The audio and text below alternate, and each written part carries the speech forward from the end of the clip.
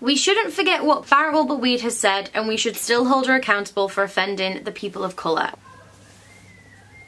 Happy Pride Month! Woo woo! Yay! Happy Pride Month! Happy Pride Month! Hi friends, how are you? I hope that you're very, very well. So I've not done a unpopular theatre opinions, hot takes video in ages. So yesterday I asked on my Instagram for people's unpopular opinions. There's some juicy ones. I might split this video into two because I had a lot of opinions and I really liked a lot of them. And I thought there were some like really good talking points. So if this bit's included in the video, then there is a part 2. Anyway, how are you all? How have you been? I've not done a video in a while because I've just not been feeling it, and do you know what?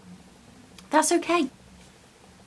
That's okay. If you don't know me, by the way, my name's Amy. I make a lot of theatre content, so please subscribe if you want to. And if you want to be included in an unpopular opinions video, I always ask on my Instagram, and my name is just Amy Lovatt with 3 T's. First opinion that we had is, it's not fans just being salty, not nominating Chris McCarroll for a Tony when he was the only other male lead eligible was shitty. Totally agree. I have to say, the older that I'm getting, the Tonys are seeming more and more like corrupt and more of like a bad thing for the industry than a good thing. Yeah, I think it was shitty. This was to do with the 2020 nominations. Are they even going to have a proper award show? I don't know. Only Aaron Tveit and Chris McCarroll were eligible to be nominated, and they only nominated Aaron Tveit.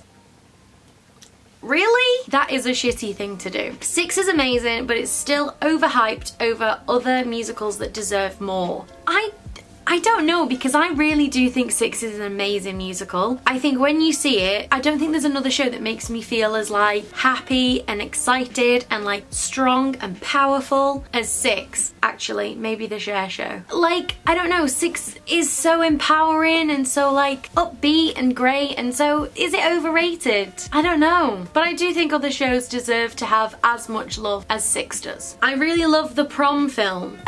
I think great if you do. I tried rewatching it recently with my sister. I just didn't really like it. I ended up switching it off halfway through, which is quite unheard of for me because I like watch anything. I don't know, it just didn't do it for me, which is a shame, but you know, that's okay. We don't like everything. Oh, Dear Evan Hansen is about how grief can be turned into a commodity, not about being found. I think this is so interesting. Dear Evan Hansen, about grief into a commodity. I really think that's interesting because it's so cool to see a musical take on, like, I know people have their issues with Dear Evan Hansen, and like putting that aside, the idea of people exploiting grief for views and clicks and notoriety and like clout online and stuff. And I actually think it's interesting that that is definitely something that is shown in the show, and I don't think it's like rammed down your neck of like, this is the point of this section of the show, but it is how like kind of social media and having all of these extra eyes on you maybe makes you feel better, because obviously it made Evan feel better, but at the end of the day it all kind of went away as quickly as it started as well, because they weren't really there for Evan and being found. They were there for like kind of the drama of it. This is so interesting. I don't think I explained that well at all, but I would be really interested to know like what your opinions are on that. Ooh,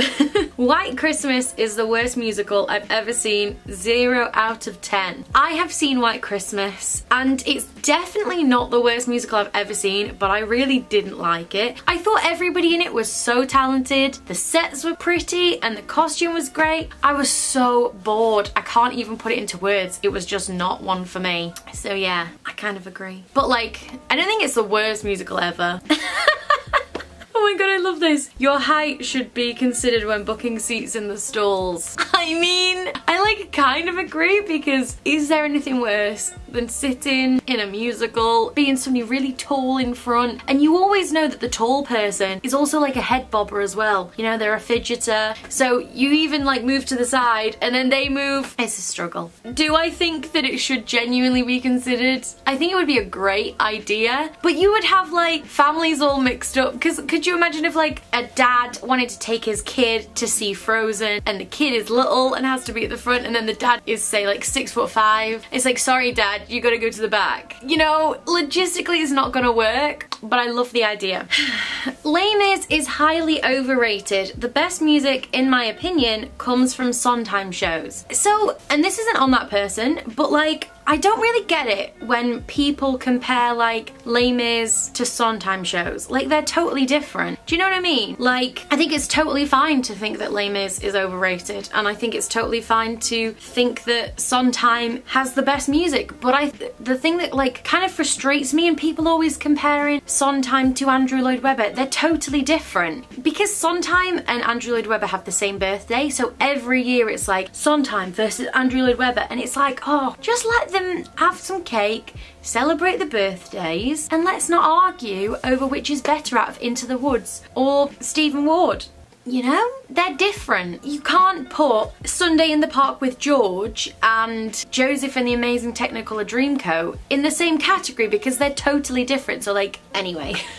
Oh, this is interesting. Les Mis rocks over Les Mis OG. So if you don't know, Les Mis rocks is the concert version and Les Mis OG is the full production. Which do I prefer? I saw Les Mis rocks a few weeks ago. Absolutely loved it. I thought it was incredible. But I still think that the full show will always have my heart. Like, you know when the Barricade Boys, when they have the big gunfight and they all die. You know, the revolve turns round of the barricade and Enjolras is like hanging off. Oh my god, like the chills, the magic of theatre, you know? I don't think that is matched in the concert, and it's things like that, and like the confrontation is probably my favourite song in Les Mis, and I love it when they're like fighting and they like smash a chair. It's like really intense, and I thought it was amazing in the concert. I loved it. I thought they both gave such amazing performances, but there's like a kind of force and like energy between them that isn't there when it's not as fully acted out,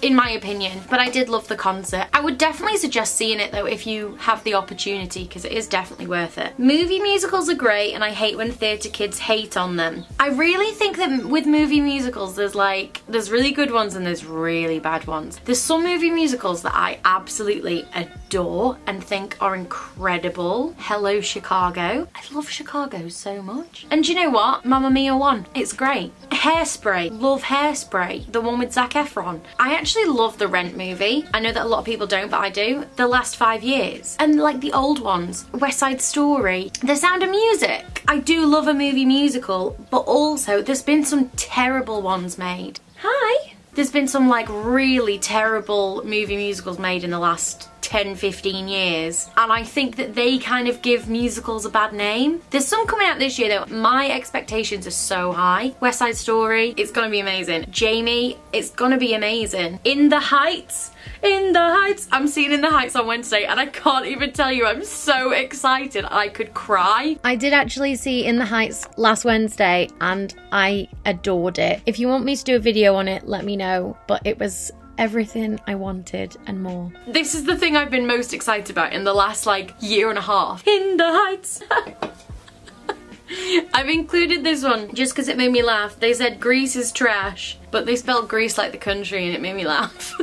Because I'm stupid. Is Greece trash? Greece is not one of my faves, but I like it for like nostalgia, and it's like, you know, easy going. I have to say about Greece, every year there's this thing in England, I don't know if they do it in other countries, but they do like countdown to the 100 greatest TV bloopers or 100 greatest reality TV moments. And every year around Christmas, they seem to show this, the countdown to the 100 greatest musicals, and Grease comes in at #1. And like, is Grease the greatest musical ever? No, and I don't know who would vote for that. But even people who love Grease, like I like Grease, it's a fine show, but the greatest ever?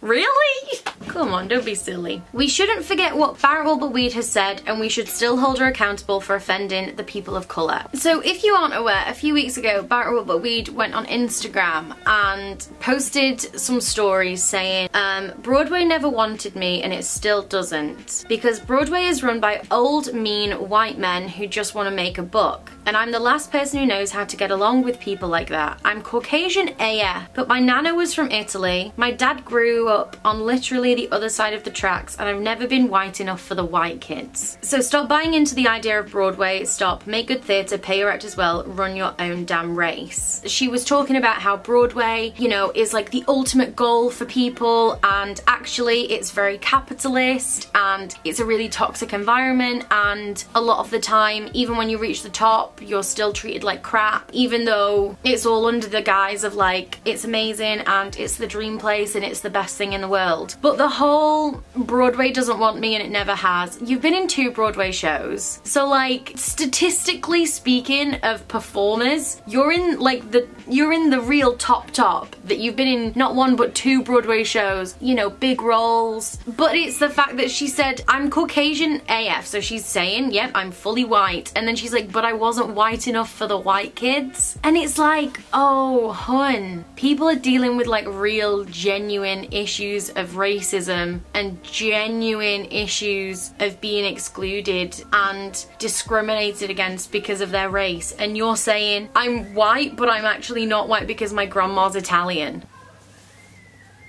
So yeah, I don't think it's great, and I don't know, would people be interested in more of a talk about this? Because I feel like there's a lot to say, but at the moment all I can say is like, yeah, I agree with this person. Did she post an apology or anything? I don't think she did. Did she learn that that's like not right? It's like, that is the epitome of like centering yourself in something that is not about you. And I'm not saying that her life experiences aren't valid, but when you're like making it a race thing about yourself when you're literally white, really? The Tony Awards don't always award quality. Yes, totally agree. I think that so much of the time it's about who's friends with the Tony voters and what's going to benefit them the most. And listen, if you said to me, Amy, here's a ticket, you can go to the Tony Awards, I'd be like, yes, please, get me that flight, I'm on my way. However, I still think that the more I see, the more I'm just like, I'm sure this is totally corrupt and actually very harmful to the industry, because it's less of a celebration and it's more of anything but. Oh, I feel like I disagree with everybody today, but like, oh well. What's Wrong With Me is the worst song on Mean Girls. They tried to make Gretchen funnier and failed miserably. I don't think of What's Wrong With Me as a funny song. I think it's like an opportunity for Gretchen to have a little solo moment that's not like a massive deal. I like it personally. I think it fits in nicely and there's like hints of comedy in there, but it's not like over the top. I like it. Oh my goodness, here is an opinion that I agree with wholeheartedly. Theatre Queen Amy should play every role, every single one at the same time, no less. I'm really hoping that Theatre Queen Amy is me, because I am Amy and I am a queen of the theatre. Yeah, I definitely agree with that. This is so good. Post-show meet and greets that are optional for the cast should replace stage door. I actually think this is a really good idea. In Heather's in the West End in the UK, when it was at the Other Palace, I don't know what it was like when they did it at the Haymarket, but when it was at the Other Palace, I know that if you wanted to stage door, they would make a big queue around the side of the theatre, and then the cast would like sit down and you could go over and like have your program signed and maybe get a picture or whatever. And the cast kind of like opted in to doing the meet and greet, and if they didn't go and sit down, then it was very much like, don't go and approach them. And I think it's such a good idea because it's an opportunity for people who want to stage door as performers to have that experience if they want to, and then there's like no pressure if they don't want to do that as well. So I think that would be such a good idea. And you know, some shows maybe nobody wants to stage door, or maybe everybody wants to, and I think it would be a lot safer for people, and I think it would be a lot fairer, because I've seen stage doors when people are like pushing and shoving to get to the front, and like maybe if it's just somebody sat down, you go up and maybe there's somebody there like, okay, move on, next, thank you, okay. So everybody gets an opportunity to like say hello, get something signed or a photo, but they're not there for like hours. Do you know what I mean? I think that would be such a good idea. Well done, this person. You should tell who makes these decisions, or the producers. More fat people should be cast as main characters without it being explicitly written in the script. wholeheartedly agree. I would love to see a little chunky and funky Evan Hansen. I would love to see a little round Glinda. I'd love to see a little plump Orpheus in Hadestown. I think shows like that, there's nothing about weight. Why can't anybody play those roles? Just tell me how cute a little round, soft, little baby Evan Hansen would be. Tell me that wouldn't be cute. Jesus Christ Superstar is Andrew Lloyd Webber's best show. I don't really like Jesus Christ Superstar. I think Gethsemane is an amazing song. There are some great tunes in it, but on the whole, it's not one of my favourite shows. For me, Andrew Lloyd Webber's best show is Evita. I adore Evita so much. And I think it's very underrated in like the theatre kid world.